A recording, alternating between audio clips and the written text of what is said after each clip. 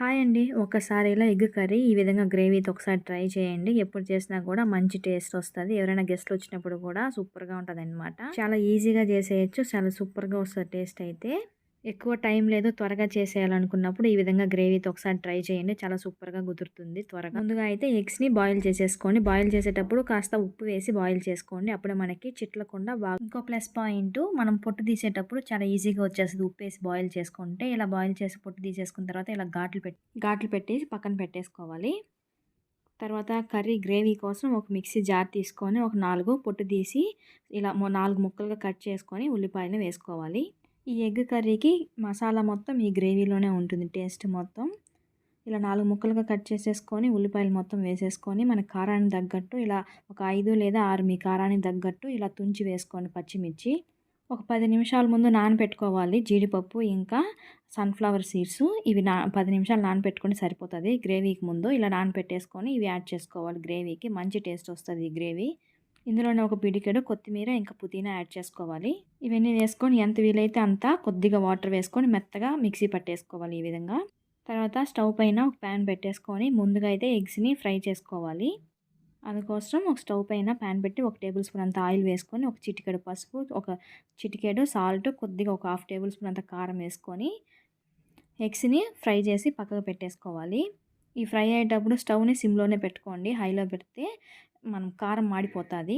ఈ విధంగా మంచిగా ఫ్రై చేసేసుకొని ఒక ప్లేట్లోకి తీసి పక్కన పెట్టేసుకోవాలి. తర్వాత అదే ప్యాన్లోకి ఒక 4 టేబుల్ స్పూన్లంతా ఆయిల్ని యాడ్ చేసుకోవాలి. ఇందులోనే మసాలా కోసం ఒక 4, 5 లవంగాలు, కొద్దిగా మిరియాలు, ఒక ఫ్లవరు, దాల్చిన చెక్క, ఇలా హోల్ గరం మసాలా మీ దగ్గర ఏది ఉంటే అది యాడ్ చేసేసుకోండి. ఇది కాస్త ఫ్రై అయిన తర్వాత ఇందులో ఒక హాఫ్ టేబుల్ స్పూన్ జీలకర్ర వేసుకొని మనం ముందుగా గ్రైండ్ చేసి పెట్టుకున్న మసాలా గ్రేవీని ఇందులో యాడ్ చేసేసుకొని మంచిగా కలిపేసుకోవాలి.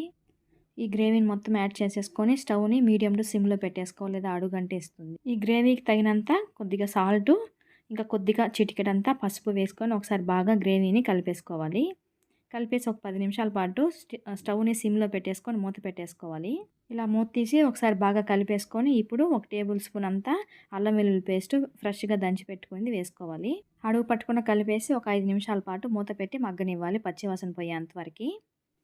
ఫస్ట్‌లోనే ఉల్లిపాయలతో పాటు అల్లం వెల్లుల్లి పేస్ట్ కొంతమంది వేస్తూ ఉంటారు ఫస్ట్‌లో. అప్పుడు అడుగు పట్టేస్తుంది. ఇలా లాస్ట్‌లో వేస్తేనే కొంచెం బాగుంటుంది.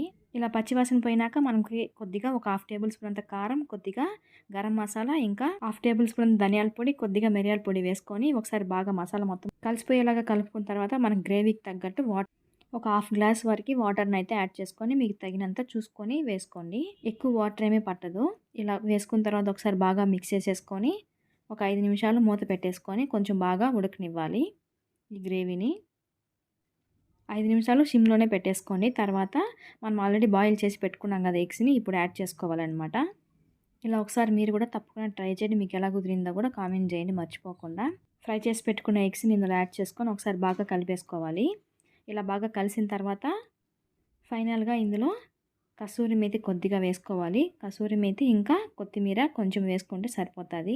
మీ దగ్గర ఫ్రెష్ క్రీమ్ ఉంటే లాస్ట్‌లో కొద్దిగా వేసుకోండి, 1 టేబుల్ స్పూన్ అంతా. ఇలా గ్రీన్ గ్రేవీ పెట్టి ఒకసారి ట్రై చేయండి. డాబా స్టైల్‌లో సూపర్‌గా కుదురుతుంది. మీకు కూడా ఫస్ట్ టైం చేసినా